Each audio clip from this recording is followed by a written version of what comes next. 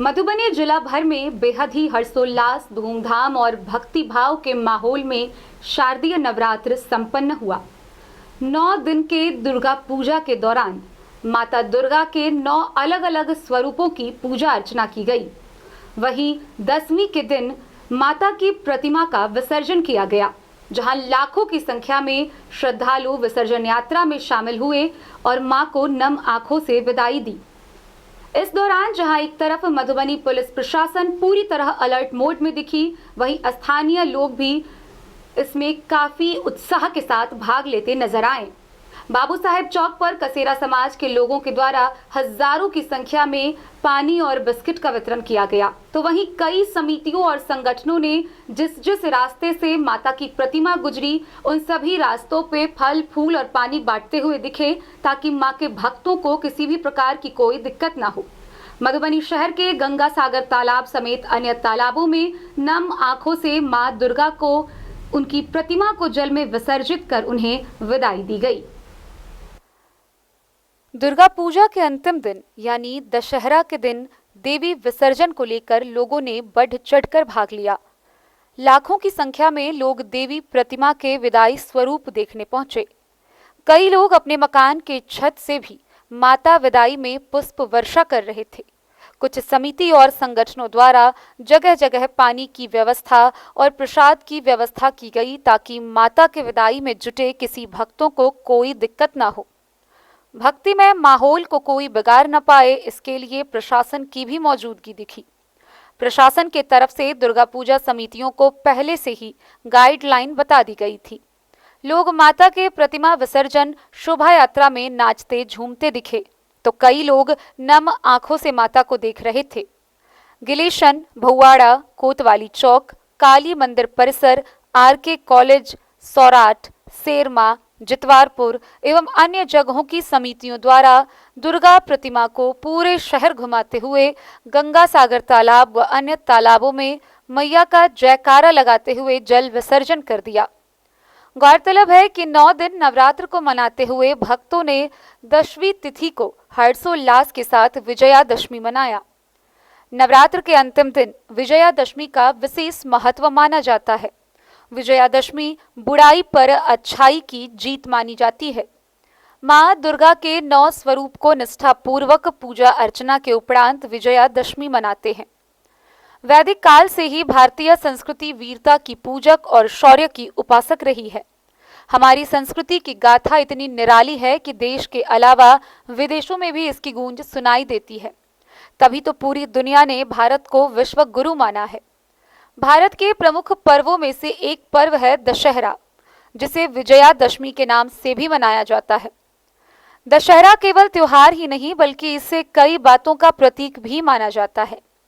यह पर्व हमें यह संदेश देता है कि अन्याय और अधर्म का विनाश तो हर हाल में सुनिश्चित है, फिर चाहे आप दुनिया भर की शक्तियों और प्राप्तियों से संपन्न ही क्यों न हो।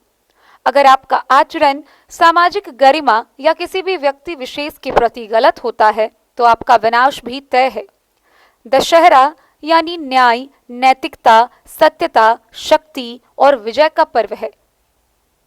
हर युग में अन्याय, अहंकार, अत्याचार और आतंकवाद जैसे कलंकी रूपी असुर रहे हैं।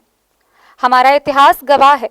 त्रेता युग में रावण, मेघनाथ ताड़का आदि, द्वापर युग में कंस, पुतना, दुर्योधन, शकुनी और आज इस कलयुग में आतंक, भय, अन्याय और आतंकवाद जैसे असुर पनपते रहे हैं और पनपते जा रहे हैं। श्री राम का संपूर्ण जीवन हमें आदर्श और मर्यादा की शिक्षा देता है कि हर व्यक्ति के जीवन में सुख दुख तो आते जाते रहेंगे, क्योंकि यह तो सृष्टि का अटल नियम है। लेकिन हमें अपना जीवन सब परेशानियों के होते हुए भी हिम्मत और आशा के साथ जीना है, बल्कि इस जीवन को ईश्वर की देन समझकर अपने जीवन को सार्थक बनाना है।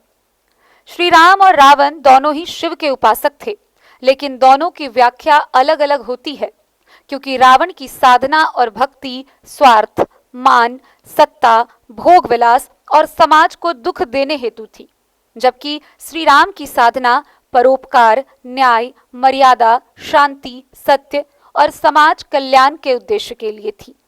तभी तो इतने सालों बाद आज कई जगह श्री राम की जय से रावण के पुतले का अंत करते हैं। दशहरे के इस पावन पर्व पर हम सब यह सोचने के लिए बाध्य हों कि देश और समाज की प्रगति के लिए हम अपनी सभी बुराइयों को भी रावण के पुतले के साथ सदा सदा के लिए जला देंगे और समाज व देश की उन्नति के लिए कार्य करेंगे, तभी हमारी सही मायने में रावण पे विजय होगी। नवरात्रि के 10वें दिन विजयादशमी का बहुत महत्व है। नवरात्रि में नवमी के बाद दशमी तिथि आती है। लोग उसे विजयादशमी के नाम से जानते हैं। इस दिन अस्त्र शस्त्र की पूजन की जाती है और खास तौर पर अपराजिता पूजा होती है। माँ सरस्वती की पूजा खासकर दशमी के दिन की जाती है। माँ सरस्वती जो दुर्गा माता के साथ रहती है, उनकी पूजा विशेष रूप से अपराजिता के साथ होती है। इस दिन अपराजिता को लोग अपने अंगों पर भी बांधते हैं, जिससे बहुत लाभ होता है। इस दिन अपराजिता बंधन होता है।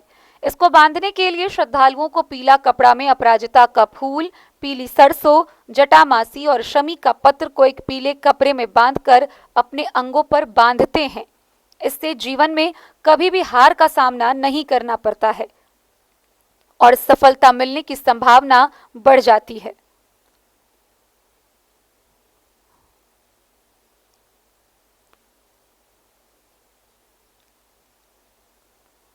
वहीं माता के विदाई के समय कई जगहों पर शहर भर के विभिन्न रास्तों में भक्तों के द्वारा रंगोली बनाई गई। दुर्गा प्रतिमा जिस जिस रास्ते से गुजरी, दर्शन के लिए भक्तों की भीड़ उमड़ पड़ी। अंत में पूरे क्षेत्र भर में दुर्गा प्रतिमा के भ्रमण के बाद उसे जल में विसर्जित किया गया। सभी ने नम आंखों से माता को विदाई दी।